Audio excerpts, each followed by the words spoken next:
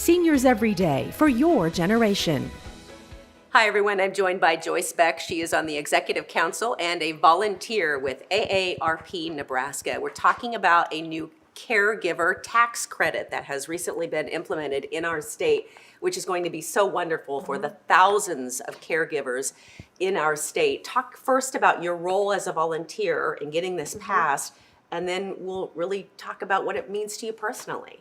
So as a volunteer for AARP, I testified for the legislative committee meeting in support of the caregiver tax credit.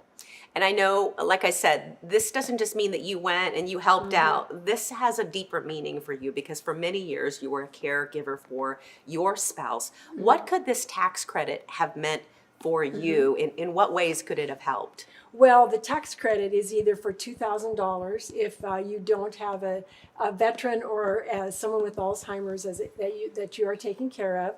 If you do, it bumps it up to $3,000. So the $2,000 or the $3,000 would have been a wonderful benefit to me because we were paying not only for Jerry's medications, but also for home improvements and for other expenses. And in addition, I had to retire early, so there were lost wages on top of all of that. And you mentioned renovations. You know, a lot of times you do have to make those modifications to your home. Expand on that just a bit. Yeah, so Jerry requested and I promised he could die at home. And so that meant that we had to make modifications to our home to allow him to be there safely.